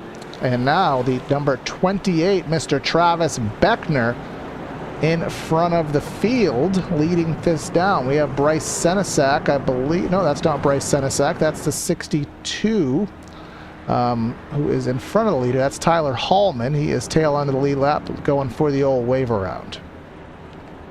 Yeah, and I want to point out a couple of different drivers here. So Travis Beckner just absolutely missed all of that and is now currently the leader. Mason Kane up into third. Mason Kane's been up and down the field here, but is currently sitting in third, one of our many playoff drivers. Jake Nichols back up into second place, a great place for him there. Philip Groner fourth, Jordan Kuhnsen fifth, and Pacioli up into eighth yet again here is and you know, a lot of our playoff drivers Brad, are going to want to leave Bristol. You know who's behind. really glad that he had a 50-point buffer on the field? Brian Mercurio, because right now he is down in the far back position. I can't see it right now because I'm not focusing, but he is not in the top 10 by any stretch, not even in the top 15. He's in 17th right now, so 30 laps to go. I mean, we've seen 2 to 3 big ones here today. Who's to say we don't have another one? But pace car is going to pull in. I doubt it's going to be the last time, but it might be, could be, potentially.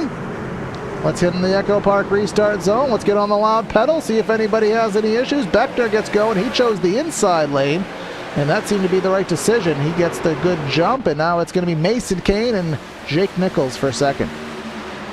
So here's the key at this point, 29 laps to go. Don't overdrive the truck to the end, and I see 3 wide in the background, which makes me a little nervous. Pacioli is in the mix of that 3 wide in the background, is up front. Mason Kane holding third. Second place there, Jake Nichols, Travis Beckner in the lead. Meanwhile, further back there, behind the top 4, it's a madhouse. It is the madhouse here at Bristol. You have Mercurio trying to work his way through from 17th up to 15th already. And he'll set his sights on a few guys in front of him here. Going a little bit further up, here is the madhouse. Here is a hornet's nest, a gaggle. Take your pick there. Forrest Smith, how has he recovered into that position? He's hit everything but the lottery here today. You can see by the damage, Timmy Pacioli sort of in that same category, and there's our yellow. Wrecking in the background there. Oh, it's Brian. That 50-point buffer is going to be such a blessing that he didn't know he needed. Look at this. He came through, what happened to him going around and on his own. Single truck. And then is that Garrett Conrad? Yep, that's Garrett Conrad. That's I think he's either second or third in the point. He's up there, playoff driver. He's been up there all season. And he got the residual of that. So 25 laps to go. And if it's any indication, actually, I'm going to take that back. They had some issues last night, but I don't know how long the race was last night, but I'm pretty sure we're pushing the same distance of last night's race. So this truck has been quite the issue. I would have thought next gen would have been harder given the updates, but these guys are. This is old school Bristol. This is what packed the seats back in the late 90s. This is old school Bristol. This is what the fans came to see. Only thing we don't have is virtual helmet tosses. But Brad, it's our moment. What's the caution count? What's the number? Let's play our game. 10? I'm going to be less optimistic. I'm going to say, I don't want to Price is Right you and say 11, but... No, Price is Right me. Come on with it. I'll say 11. We'll have our... No, we'll wait at a lap. Let's see if our chat gets in the game here as well. Again, we have every ability to put on the ticker how many cautions we have. We like to have fun. We like to have guessing games. We like to just... it's a form of entertainment that we have. We already talked about elite entertainment, and I'm just going through my read here, and I think I've covered just about everybody. Of course, the winner will be celebrating with their can of victory fuel here, but let's just spill the beans. Our race recap sponsored by, we don't have a race recap sponsor. We are at 8, so we both we double overbid there. Feels like way more than that, but then again, I covered a broadcast with 18 cautions the other day, so I suppose my caution threshold has been slightly set off. But, we are on 1 to green. Beckner and Nichols, and Mason Kane, Philip Groner, highest he's been. And look at Jordan Kuntz, a name we haven't talked about. Gabe Herschel, he was just in something, 30, 40 laps ago, and look at him outside of row 3. Yeah, I mean, it's so weird with Bristol. Bristol is such a short track, but you sort of have the lottery run like we did at Talladega. Like, it's sort of weird to talk about that you can find yourself out of it and right back in it in the series of a couple of cautions, a little bit of perseverance, and just a little bit of luck coming to play here as the pace car pulls off for the trucks. Beckner, Nichols, let's see here through the Echo Park restart zone. Great run from the 28 with Mason Kane in the 31 going low as well. Mason Kane up into second on the restart. And let's watch that 31, because that 31 he won at Daytona. He'd love a win at Bristol. Let's see how it goes here. Yep, trying to cement his playoff future here. Kisses the fence. There's Travis Beckner looking to get Hendry County in the victory lane. I mean, they've been the victory lane, I believe, this year, but it hasn't been on his shoulders. Down to the inside of the racetrack. There goes Mason Kane to the outside. Not really worried about tires or anything. It is full out muster in battle here. And look at Beckner. He saw the run coming from the top. He takes the top away, but even so, Kane getting ahead of steam, just doesn't have anywhere to use it. Let's see here. Watch this battle as it goes. 20 laps to go, and it's going to continue to close up little by little by little. Let's see what happens here. Down the inside goes Mason Kane. Mason Kane going to try to make it stick here. Down the backstretch we go, and he can't make it work, so he's going to switch it back to the high line. Beckner will defend the inside. Comes through, run out of the restart zone. Down the front stretch they go into 1 and 2 yet again. They're going to hold it there. Just high line for Beckner as he tries to defend off of Kane, as that's a lap down truck just getting all the way off the track here as they go. These two are also playoff eligible. Meanwhile, behind them, while they sort it out, I mean, look at this, starting with Pacioli in 8th back, just absolute side-by-side hard-fought racing. Yeah, this is where the next caution will probably come. Almost on cue there. Gabe Herschel did a great save. He got that thing dead sideways, but keeps it in the forward direction. We do stay green. Who is that ahead? That is Tyler Hallman. He's dead sideways. Josh Parrish dead sideways. And here we go for the lead once again. Dive to the inside for Mason Kane, getting slideways to the bottom. And here we do lane change in 1 and 2. I think I would want to be Mason Kane right now if I was in a position. I'd want to be the chasing truck, because here's the thing. You get real close to the end, it's a bump and run. Welcome to short track racing. If you've never been there, well, you're not going to like it, as we're 3 wide in the background here, the 7, the 5, the 99. What is Josh Ballier doing in the top 5 right now with the race he's had? I swear, he gotten everything. He hit every wreck that was possible at the beginning of the race, and here he is in the 5th spot. We're wrecking in the back. That's Josh Parrish. And acrobatics, aerial. Justin Anna Sogak. Why are we still green? We're not. Okay. That was a hard hit here. I think that was contact with Hallman, and yeah, look at that left front on Anna Sogak getting the air. But that's a trip to the infield care center real quick. This will put us right around 10 laps to go, which is if we need any more reason to be up and at it and any more reason to turn the intensity up here. It's going to be at play. Looking at the pit lane situation here, there are a few takers. There's Parrish, there's Slaughter, there's Jonathan Evans. Again, all damage repair recipients there. Where is our points leader? He is 3 laps down, going for 2 laps down. Brian Mercurio, remember he was in that main wreck, and then he was in the second wreck that he kind of fully instigated himself by getting loose. 2 laps down, and he will be first off of the lead lap. So if we have 2 more cautions going to overtime, there's a chance he gets back on the lead lap, but he is the first off of that lead lap. He's kind of stuck in the 21st position right now. Yeah, and I mean, if I'm him, I wouldn't overdrive anything. I'd just sort of coast back, and, you know, if you're finishing P21, I'd finish P21, let it go, and regroup for next week at Nashville and just sort of let it be here. These two up front, Mason Kane, very crafty driver here. Jake Nichols, very good driver.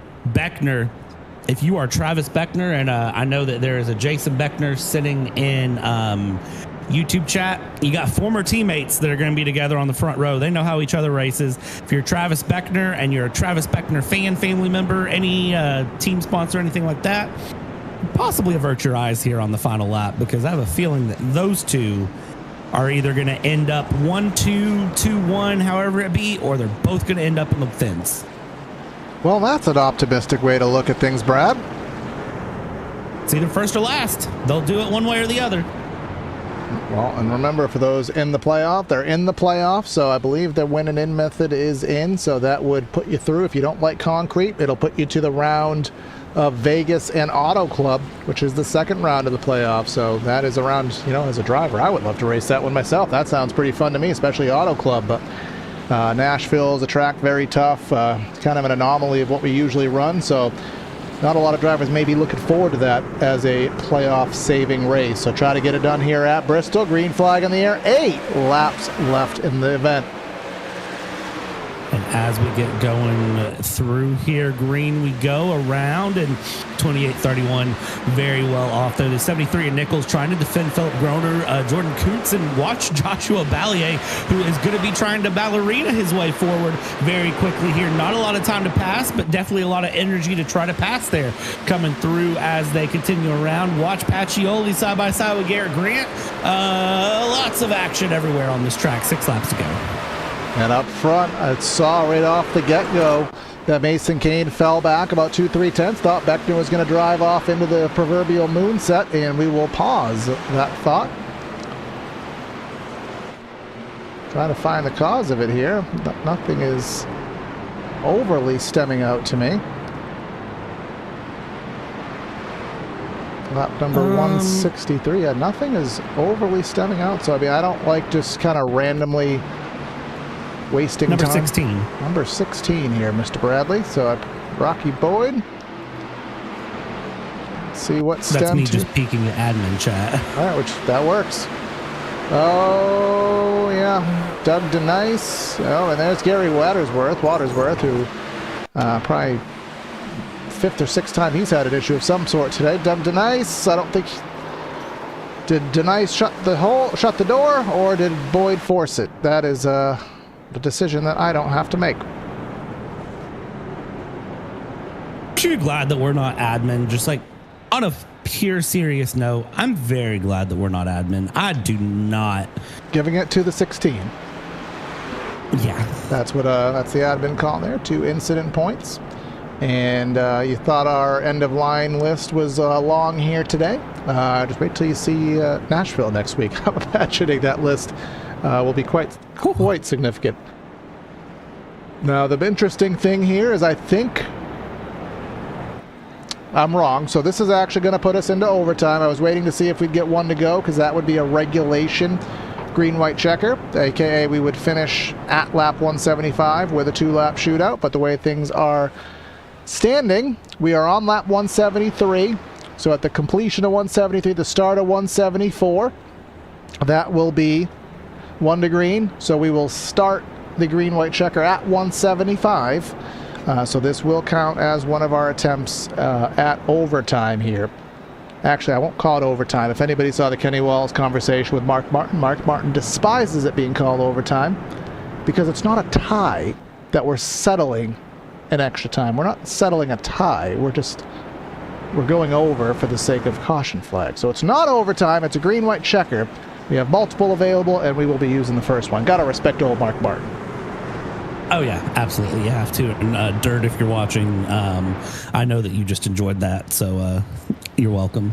Let's see what happens here. Beckner, Kane. Here's the thing. Green-white checkers are so interesting at Bristol, because it's either they bin it down into turn 3 and we get a caution, or they don't, and then they wreck it the next lap usually. So let's see how this one goes through. Again, that 28, that 31, keep your eyes on them. Those are the 2 trucks to watch here as the pace car pulls off. Control is to Beckner.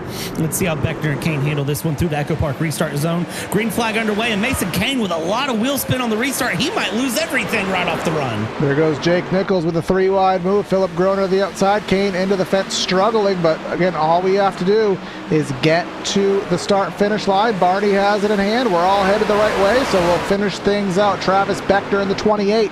The flagman at Hendry County Motorsports Park. Maybe Hendry County is down for the season, but Travis Beckner is not punching his ticket into the next round of the playoff. The Hendry County Motorsports Park Silverado wins at Bristol.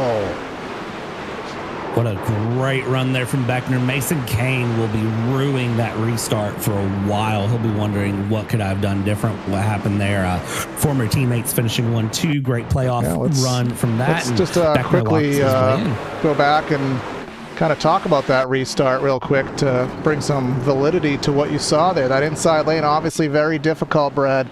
We've seen it all night, that second place car, and yeah, I would say, well, a little bit of connectivity issues there, but yeah, he completely butchered it and lost any chance. But hopefully Travis knows, I think he does, that you can drive into victory lane here at the iRacing version of Bristol with that update, so he can get that cool shot there. But he's going to burn it on down here on the front straightaway, our Victory Fuel moment of the race. Celebrate tonight's win with Victory Fuel. Get your caffeine-free flavors like Throttle Punch, Purple Potion, and Lucky Lemon, charged with electrolytes, packed with vitamins, and kid-friendly.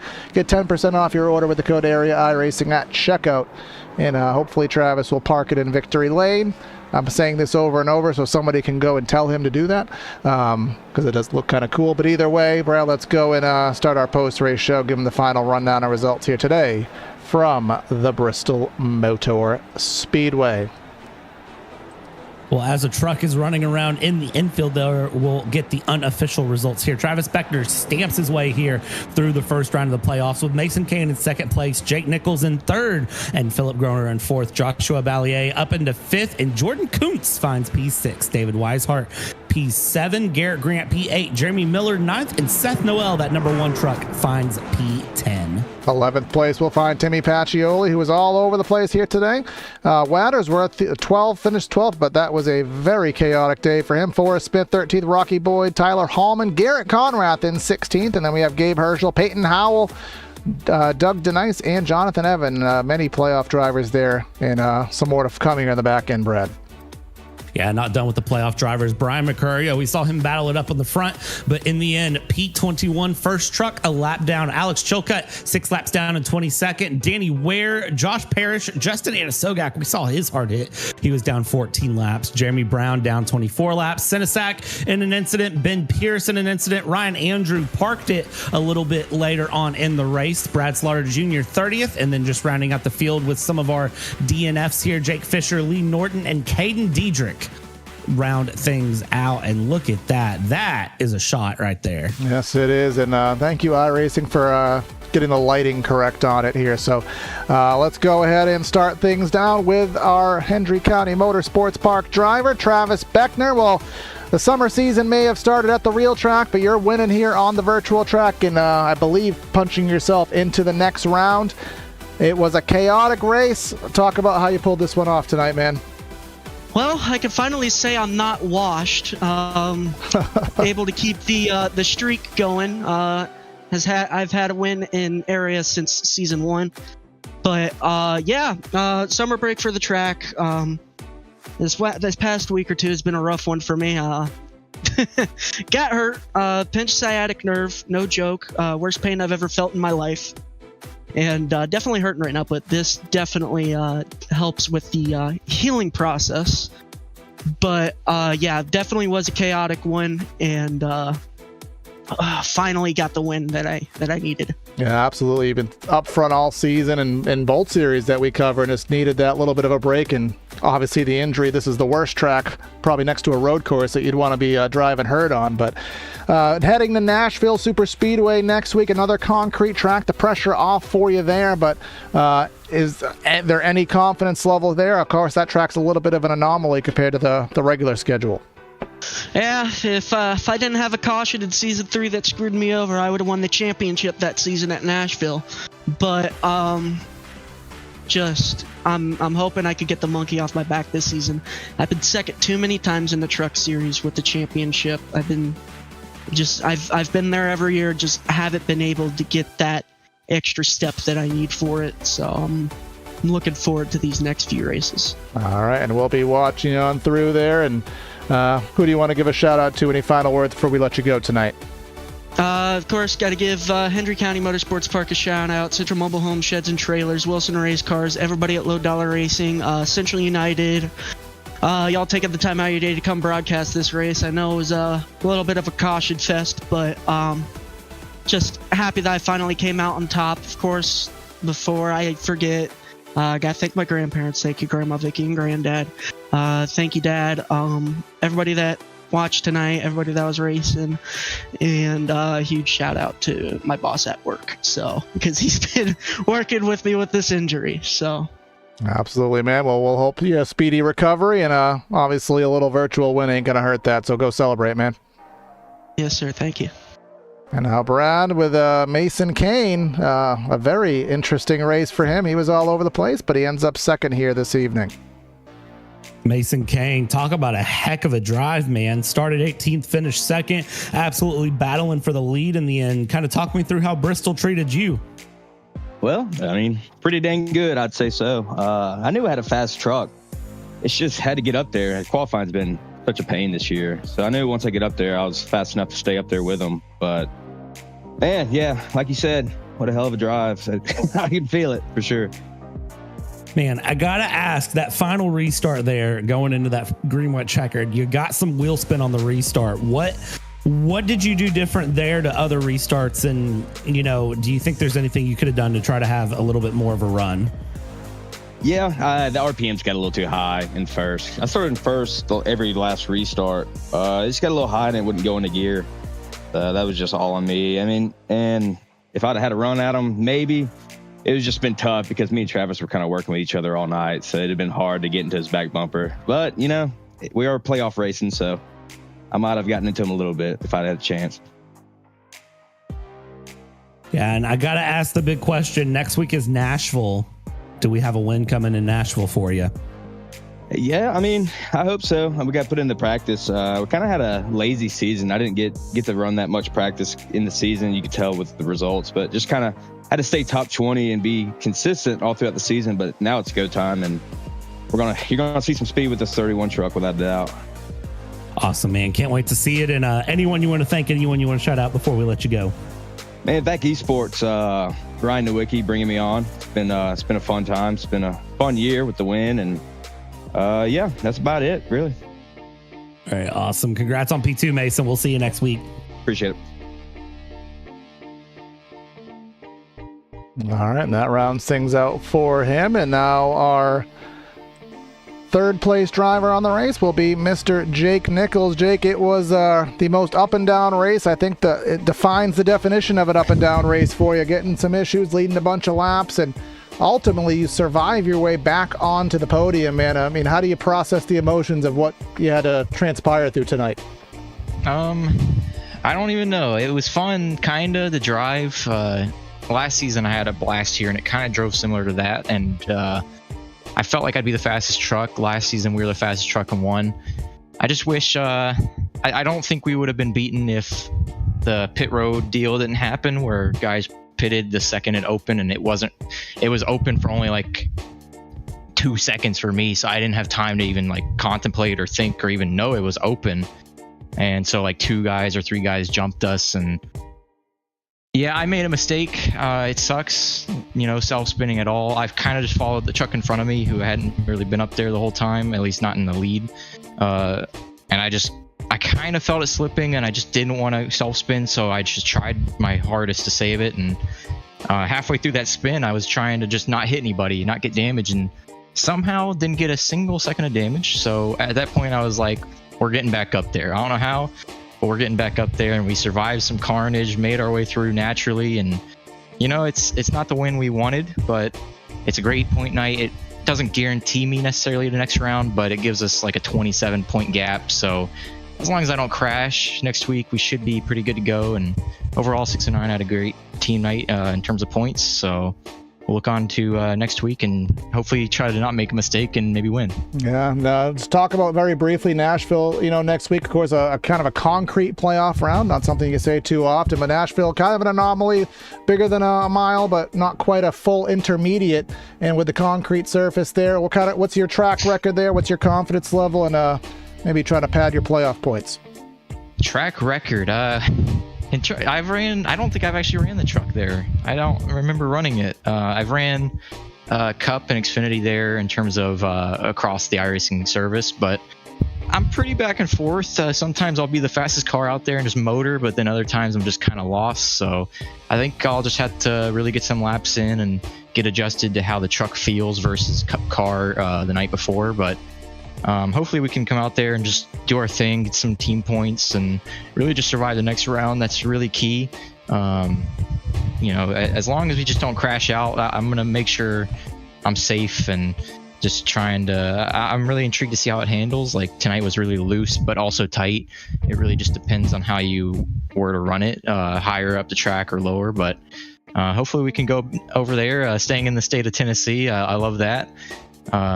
So hopefully we can come out and maybe win again. I would like to get a win and maybe get some more playoff points for next round. That'd be definitely ideal, Yeah, absolutely. And it's always it's championship pedigree, man, when you take a bad race and an up and down race and you get a good finish out of it. So that's a good sign for you as well. And we'll watch you next week, man.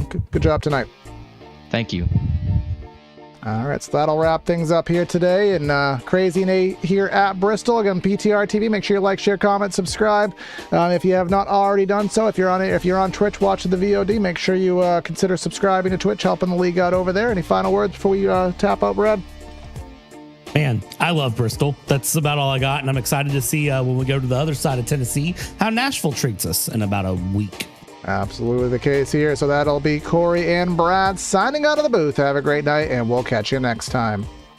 See you.